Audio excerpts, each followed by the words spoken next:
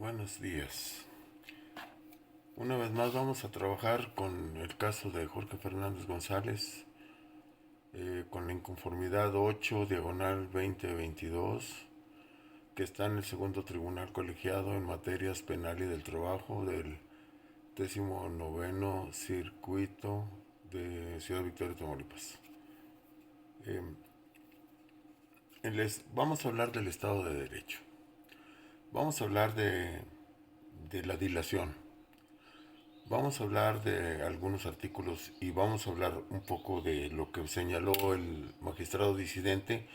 Lo voy a reiterar porque son cosas muy importantes que se deben de mencionar y no se deben de dejar por un lado.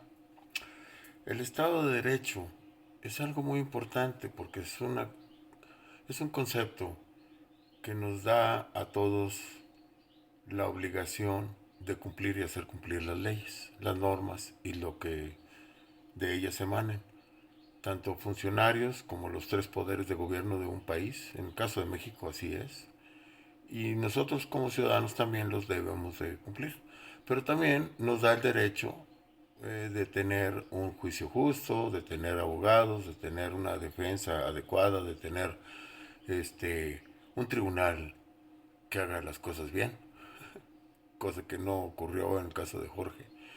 Y bueno, que se respeten los derechos humanos, principalmente de un ciudadano.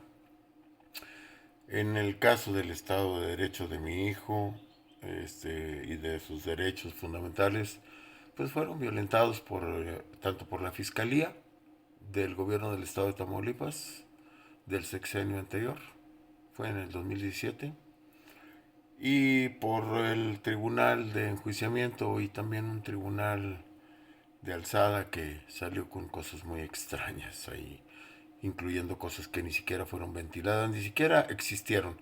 No nada más no fueron ventiladas en el juicio, ni siquiera existieron algunos argumentos que puso ese tribunal de alzada, como un cateo en la casa de Jorge, que no existió. Y bueno, el Estado de Derecho. Se lo pasaron por donde no les da el viento, ni el sol. Entonces, yo quisiera mencionar algunas cosas aquí que están en el resolutivo de, del magistrado disidente. Dice él que con todo respeto diciendo del criterio de la mayoría, se trata del Tribunal de Alzada en cuanto a que se debe de confirmar la sentencia condenatoria apelada, al estimar mis similares que existen elementos de prueba suficientes para acreditar el tipo penal del delito feminicidio y la responsabilidad de Jorge Fernández González en su comisión. En efecto, en opinión del suscrito, que es el magistrado Morales Cadena, la sentencia condenatoria confirmada en perjuicio del acusado, distintos principios constitucionales que fueron A, B, C, D, E, fueron cinco, ilegales, ya que la responsabilidad de Jorge Fernández González no se acreditó más allá de toda duda razonable, sustentando la sentencia en una serie de hipótesis, conjeturas y especulaciones sin apoyo legal alguno, en contravención a los tratados internacionales suscritos por México y con violación expresa a los artículos 1, 14, 16 y 17 de la Constitución Política de los Estados Unidos Mexicanos. Aquí tengo la Constitución, está al revés porque estoy con la cámara invertida, pero les voy a leer el artículo 17, dos parrafitos. Toda persona tiene derecho a que se le administre justicia por tribunales, que están expeditos, que estarán expeditos para impartirla en los plazos y términos que fijen las leyes, emitiendo sus resoluciones de manera pronta, completa e imparcial, lo cual no ha ocurrido. Llevamos un año 5 meses y no han terminado de sentenciar esta inconformidad. no son expeditos, no son rápidos, nos tienen en la fila formados y eso es algo terrible porque mi hijo está en la cárcel, está en el hospital todavía, fue golpeado y sufre o está amenazado de muerte, para acabar pronto. Otro párrafo, siempre que no se afecte la igualdad entre las partes, el debido proceso u otros derechos en los juicios o procedimientos seguidos en forma de juicio, las autoridades deberán privilegiar la solución del conflicto sobre los formalismos procedimentales. Bueno, aquí quiero hacer alusión a una cosa. Se violó el debido proceso, se violaron los derechos, inventaron una serie de cosas en el juicio, omitieron pruebas, omitieron procedimientos que debieron haber hecho y ocultaron pruebas. Y sin prueba alguna, con pura prueba circunstancial o indiciaria, sentenciaron a mi hijo, a Jorge Fernández González.